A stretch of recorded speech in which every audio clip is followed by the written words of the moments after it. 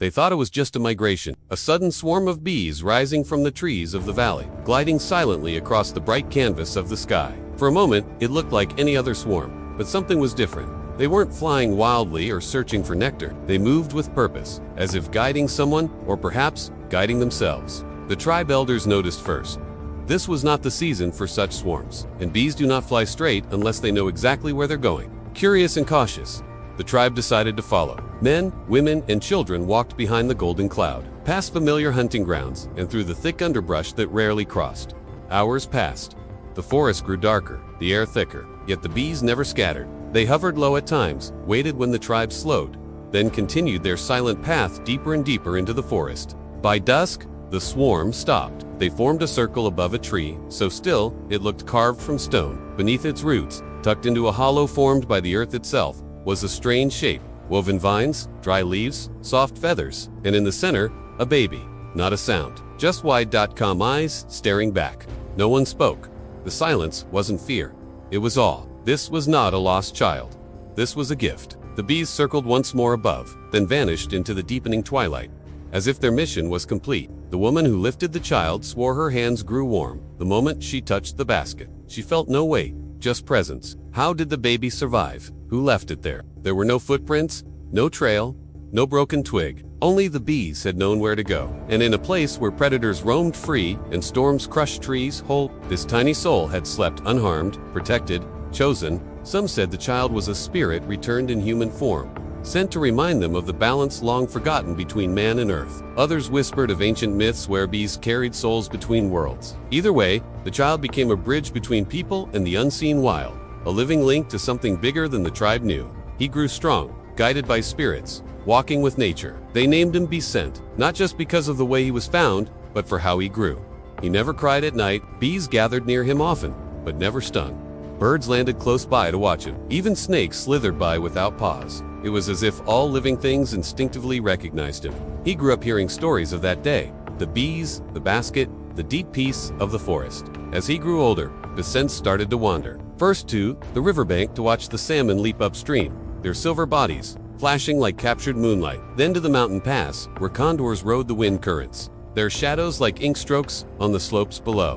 One day he walked beyond the familiar hills, past the whispering pines and the babbling brook, deeper into the emerald embrace of the mountains. There he met an old woman tending a small garden nestled against a rock face. Her hands, gnarled as the roots of ancient trees, moved with a quiet strength as she coaxed life from the stubborn soil. Becent sat beside her, sharing stories and laughter as the sun climbed higher. The old woman's name was Willow, and she lived in harmony with the rhythms of the mountains. When the wind shifted, she knew which herbs to gather. When the stream swelled, she knew where to find the sweetest berries. As the days grew shorter and the first snows fell, Becent stayed with Willow, learning the secrets of the mountains, the language of the falling snow, the whispers of the pines. He learned about medicinal herbs, their healing touch, and the patience needed to tend them. When winter's icy fingers tightened their grip, Becent sat by the fire, listening to Willow's tales of resilience and adaptation, of creatures that curled up in the earth and slept until spring, and those that soared with the winds, finding refuge in sun-drenched valleys. He watched as Willow used her knowledge of the land to ensure they had food and shelter, how she respected the balance of nature to sustain them through the harsh months. As the weeks turned into months, Becent's heart grew. He understood now that nature's lessons weren't just in grand displays, but in the quiet details, the patient wait, the calculated risk, the delicate balance. When the first buds peeked through the melting snow, Becent knew it was time to return. He thanked Willow for her wisdom and guidance, carrying with him the lessons of patience, balance, and respect. Back in his village, Becent was no longer just the boy found in the basket. He was a young man changed by the mountains, his eyes reflecting the vastness of the sky, his steps echoing the resilience of the pines. He didn't have to walk far before the tribe spotted him. His people surged towards him, their faces etched with surprise, then joy. The adults' eyes twinkled with recognition, while the children's mirrored the wonder of the returning sun. Becent was home, but he was different. His journey had woven new threads into the tapestry of his being, and his people sensed a shift. They welcomed him, not as a child, but as a bridge between their world and the mysteries that lay beyond. Becent listened to their stories of hunts and gatherings,